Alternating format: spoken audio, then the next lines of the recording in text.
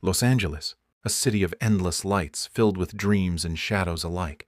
But hidden beneath the glitter lies darkness that swallows those who wander too far. In February 2013, a 21-year-old Canadian student named Elisa Lam checked into the infamous Cecil Hotel, a building notorious for suicides, murders, and paranormal whispers that echoed through its hallways for decades. Elisa wasn't supposed to be there for long. She was on a solo trip across California, documenting her journey on Tumblr, posting cheerful messages and dreamy reflections. To anyone following her online, she was a bright young soul chasing adventure. But little did they know, this trip would be her last. The Cecil Hotel, located on the edge of Skid Row, wasn't just another cheap stay. It had a reputation as a dark magnet, home to serial killers like Richard Ramirez, hauntings that locals swore were real, and dozens of unsolved deaths. Yet Elisa, innocent and unaware of its sinister history, rolled her suitcase through the sliding glass doors on January 28th, smiling faintly as she checked in. Inside, the lobby was dimly lit, decorated with tired furniture and a faint smell of mold, the kind of place where time felt frozen, where the air carried a heavy weight. Elisa was given a room on the 5th floor. She dragged her bag into the elevator, pressed the button, and watched the doors creak shut. That was the beginning of the end. February 1st, 2013, the day everything changed. The Cecil Hotel's surveillance cameras recorded a piece of footage that would shock the entire world.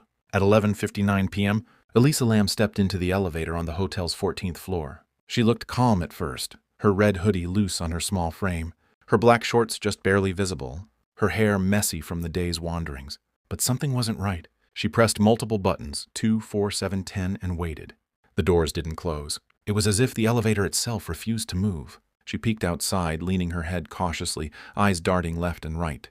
The hallway outside was empty, but she acted like someone was there. Elisa ducked back in, pressing herself into the corner, breathing heavily. The camera captured every detail, the nervous twitch of her hands, the frantic glances, the sudden shift in her demeanor. Then she began to move strangely. Her arms waved in jerky, unnatural motions. Her fingers spread wide, twisting as if she were talking to something unseen. To millions who later watched the video, her behavior was terrifying. Was she hiding from someone? Was she speaking to a ghost? Or was her mind betraying her? The elevator still wouldn't close, standing open like a doorway to another world. And then she stepped out. Elisa vanished into the hallway. The elevator doors finally closed, sealing the mystery behind them. This footage, later released by the LAPD, spread across the internet like wildfire. Millions watched in disbelief, analyzing every frame, every movement. Some claimed it was proof of paranormal activity inside the Cecil Hotel. Others believed Elisa was being followed by someone the camera couldn't see. But the truth was far more disturbing. For 19 long days, Elisa Lam was missing. Her family in Vancouver waited helplessly, while Los Angeles police searched every corner of the city. Flyers with her photo clung to telephone poles, fading under the California sun. Inside the Cecil Hotel, her absence was a haunting silence. But guests had started to complain. They reported strange problems with the hotel's water supply. The water that came out of the taps was dark and murky.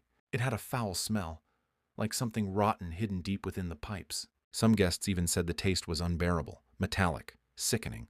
On February 19, 2013, a maintenance worker climbed up to the roof of the Cecil Hotel. He was tasked with checking the massive water tanks that supplied the hotel.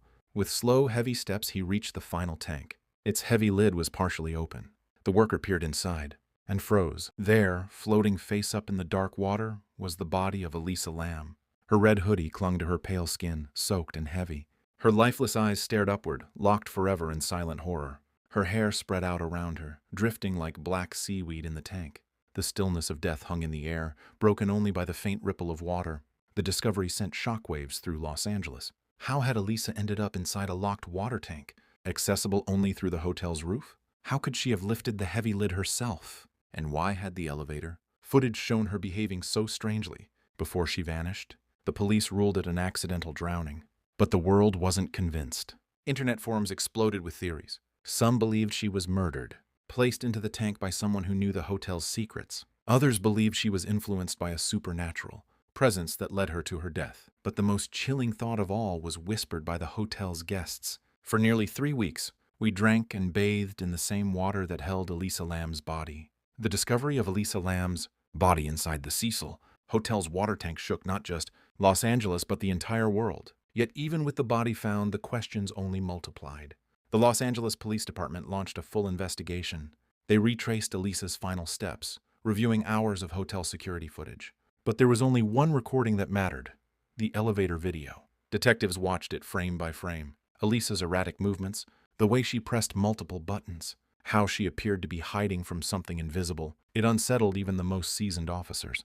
Her gestures, her sudden step outside the elevator, her strange hand signals, it all seemed unnatural, like she was interacting with someone or something that wasn't there. The official autopsy concluded she had died by drowning. No drugs, no alcohol, no signs of assault. Yet, the toxicology report revealed something odd: traces of her prescribed medication, but not enough to suggest an overdose. This raised more questions. Did she stop taking her meds? Or had she been struggling with a deeper, unseen battle inside her mind? Still, many refused to believe it was that simple. Online communities grew obsessed with Elisa's final days. Some argued that a murderer had stalked her, killed her, and dumped her body into the tank.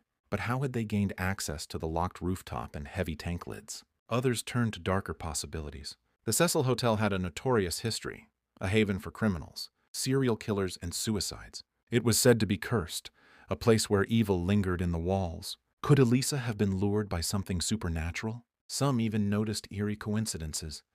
In the days following her death, Los Angeles was battling a tuberculosis outbreak. The test kit used for the outbreak bore a chilling name: Lam Elisa. Coincidence? Or some sinister connection? The theories spiraled. Government experiments, ghosts, possession, murder cover-ups. But through it all, one truth remained. No one could explain how a young woman ended up in a sealed water tank on the roof of a hotel infamous for death. The mystery was no longer just Elisa Lam's story. It became a puzzle the entire world tried to solve. News of Elisa Lam's death spread like wildfire. Within hours of the police announcement, headlines blazed across television screens. Missing Canadian tourist, found dead in hotel water tank. The story was irresistible, young, bright, and full of potential, only to vanish mysteriously in one of Los Angeles' darkest landmarks. But the horror was only beginning. Guests who had stayed at the Cecil Hotel during Elisa's disappearance were horrified when they learned the truth. For nearly 3 weeks, they had been brushing their teeth, showering, even drinking from the same water tank where her body had floated. The thought alone sent shivers across the globe. On the internet, Elisa's story became an obsession. The strange elevator footage was uploaded to YouTube and instantly went viral. Millions watched, replayed, slowed it down, and dissected every frame. They debated what her gestures meant. Was she hiding from someone? Communicating with a ghost? Playing some bizarre game? Forums buzzed with theories. Entire communities formed around the case. Reddit threads filled with speculation, conspiracy theories, and dark creativity. Amateur sleuths mapped the layout of the Cecil Hotel, searching for possible escape routes or hidden passageways. They analyzed her behavior, her medical history, even her taste in books and social media posts. Some viewers claimed to see ghostly figures in the elevator. Video, shadows that didn't belong, movements that didn't make sense. Others swore they heard hidden voices buried in the static of the footage. Documentaries were soon made. News outlets from around the world covered the story. But the more attention the case received, the less clarity it had. The Cecil Hotel became a destination for morbid curiosity. Tourists from across the globe booked rooms just to be close to the mystery, some even asking to see the infamous rooftop. The story transcended borders, languages, and cultures. For many, Elisa Lam was no longer just a victim. She was a symbol of unsolved mysteries in the modern age, a tragic face frozen forever in grainy surveillance footage. But with this attention came darkness. Conspiracy theories turned cruel. Strangers on the internet picked apart her life, her struggles, her mental health, even mocking her final moments. Some YouTubers and influencers used her story for shock value, chasing views while ignoring her humanity. And yet at the center of it all was still a 21-year-old girl, far from home, who had checked into a hotel and never checked out. Years have passed since Elisa Lam's body was pulled from the water tank on the roof of the Cecil Hotel, yet her story refuses to fade.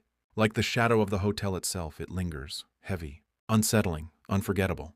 The Cecil Hotel closed its doors to guests, its reputation forever stained. For some, it was a cursed building, a magnet for tragedy.